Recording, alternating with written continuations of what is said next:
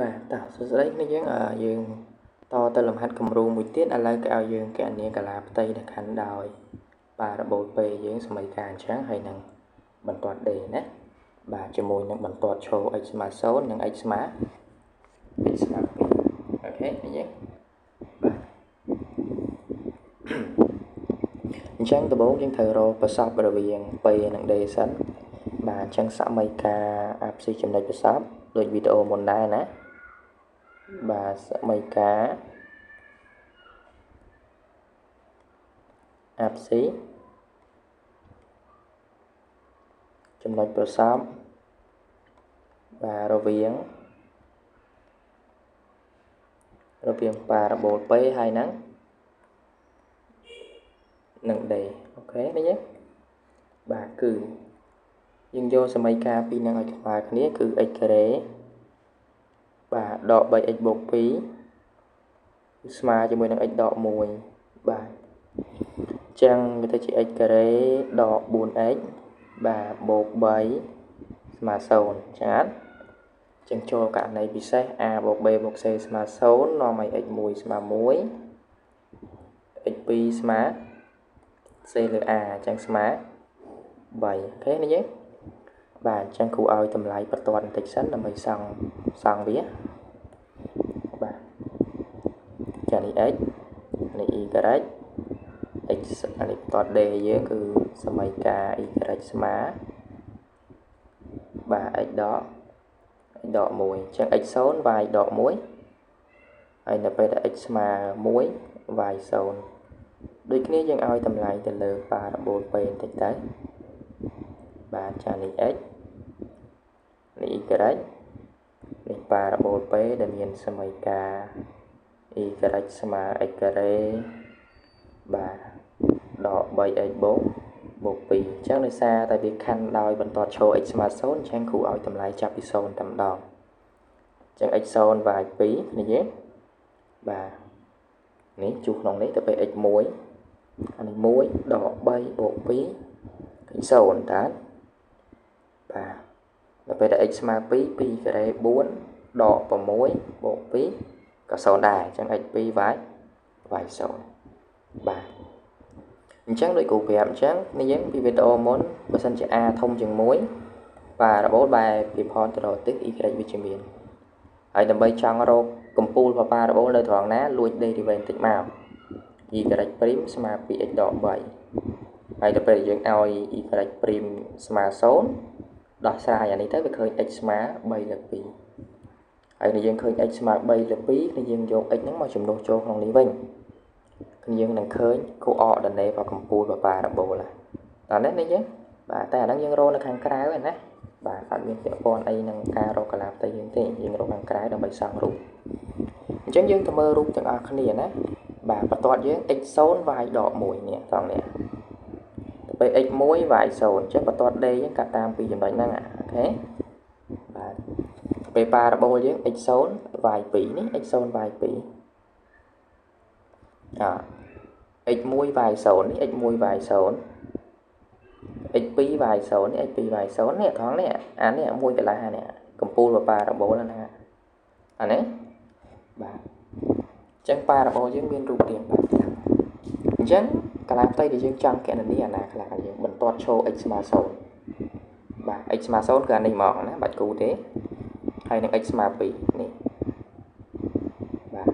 អញ្ចឹងបើយើងគិតទៅពី0ទៅ2វាត្រូវឆ្លងកាត់លេខ1ដែរណាបាទអញ្ចឹងកាឡាផ្ទៃវាមានអានេះអាផ្នែកទី1គូពណ៌ខៀវនេះអញ្ចឹងបាទខណ្ឌដោយប៉ារ៉ាបូលជាមួយនឹងបន្ទាត់ហើយមួយផ្នែកទៀតគឺផ្នែកនេះបាទអូខេអញ្ចឹងបញ្ជាក់ថាយើងត្រូវគណនា2គឺពី0ទៅ1ហើយនឹងពី1ទៅទាំងពីរបូកចូលគ្នាយើងអាចគណនាម្ដងទាំងអស់បានមូលហេតុដោយសារតែនៅពេល x នៅពី0ទៅកាន់2ជារបស់ចន្លោះពី0ទៅកាន់2 p វានៅលើប៉ារ៉ាបូល p នៅលើហើយទៅពេល x យកពី1ទៅកាន់2ប៉ារ៉ាបូល p វានៅក្រោមបន្ទាត់អញ្ចឹងយើងអាចគណនាម្ដងទាំងអស់ទេណាបាទអញ្ចឹងយើងមានតែគណនាម្ដងមួយឥឡូវយើងប្រាប់គេថាគ្រប់ x ជារបស់ចន្លោះពីណាទៅណានេះពី0ទៅកាន់1 parabol P bà viên L D thếហើយទៅពេលគ្រប់ x ជារបស់ចន្លោះពី1ទៅកាន់2បាទ D នៅលើ P វិញ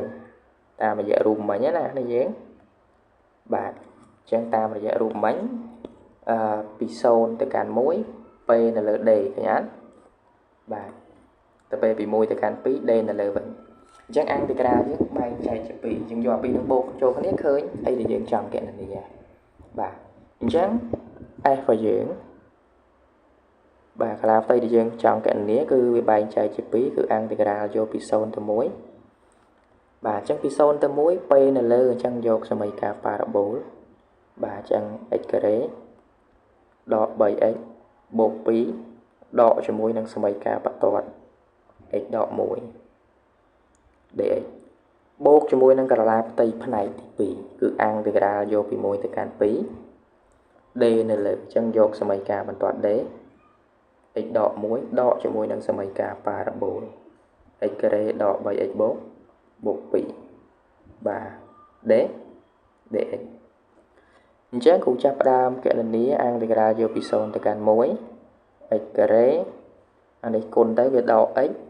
ដក x ជាមួយនឹងដក 3x នេះឡើងដក 4x អូខេណាយើងបាទអានេះបូក1បូក1បូក2ទៀតឡើងបូក3 dx បូកជាមួយនឹងអង្គទីក្រាលកំណត់ពី1ទៅកាន់2បាទនេះគុណទៅដក x ការ៉េណាយើងអានេះគុណទៅបូក 3x បូក x ទៀតឡើងបូក 4x អានេះគុណទៅដក 2ដក 1ឡើងដក 3នេះណាបាទអញ្ចឹងដក 3 dx គូចាប់ផ្ដើមអង្គទីក្រាលx ចេញ x គីបលើ3បាទអង្គទីក្រាល 4x ចេញ 4x ការ៉េលើ2អញ្ចឹងសល់ 2x ការ៉េអង្គទីក្រាល 3 ចេញ 3x ណាបាទអញ្ចឹងកំណត់ពី0ទៅកាន់1បូកជាមួយនឹងបាទអង្គទីក្រាល x ការ៉េចេញ x គីបលើ3អញ្ចឹងដក x គីបលើ3បូកជាមួយនឹង 2x ការ៉េបាទដក 3x ស្ទៀងគ្នាទេណាបាទកំណត់ពី1ទៅកាន់2បាទអញ្ចឹងយើងចាប់ផ្ដើមចំនួនលេខចូលបាទចំនួន1ចូលទៅវាចេញ1លើ3ដក2បូក3តាមពិតត្រូវដកហើយចំនួន0ចូលទៅហើយចំនួន0ចូលទៅវា0ទាំងអស់កានបាទ0ទាំងអស់អញ្ចឹងអានេះវាបូកតែម្ដងគ្រូចំនួន2ចូលទៅវាទៅជាដក8លើ3បាទបូកអានេះ2ការ៉េ4 4 2ដង8ដក6ហើយដកចំនួន1ចូលម្ដងចេញ1លើ3បូក2ដក3អូខេបាទហើយយើងគណនាបន្តទៀតអានេះឃើញ1លើ3បូក1ដក8លើ3បូក2បាទដកអានេះគ្រូគុណសញ្ញាដកចូលណាវាទៅជាបូក1លើ3ហើយក្នុងនេះគណនាទៅឃើញដកប៉ុន្មានទេដក1អញ្ចឹងគុណដកចូលទៅវាចេញបូក1បាទអាណាដែលយើងអាចស៊ីសងគ្នាបានឡានេះយើងអានេះភាគយក1អញ្ចឹងដក8វាឃើញដក7បូក1វាឃើញ8សេរីណាកលេសម្ដងទៀតអានេះ1ដក8ឃើញដក7ដក7បូក1ឃើញដក6អញ្ចឹងដក6លើ3ឃើញដក2ដែរបាទអញ្ចឹងដក2អានេះ1 3 4អញ្ចឹងដក2បូក4បាទអញ្ចឹងឃើញប្រមាណនេះយើងឃើញ2ឯកតាផ្ទៃបាទនេះយើងស៊ីសងគ្នាបានដោយសារវាភាគបែងដូចគ្នាទូទាត់តែភាគយកទៅឃើញដក6លើ3ឃើញដក2ណាបាទអញ្ចឹងកាឡាផ្ទៃដែលយើងចង់គណនាគឺឃើញ2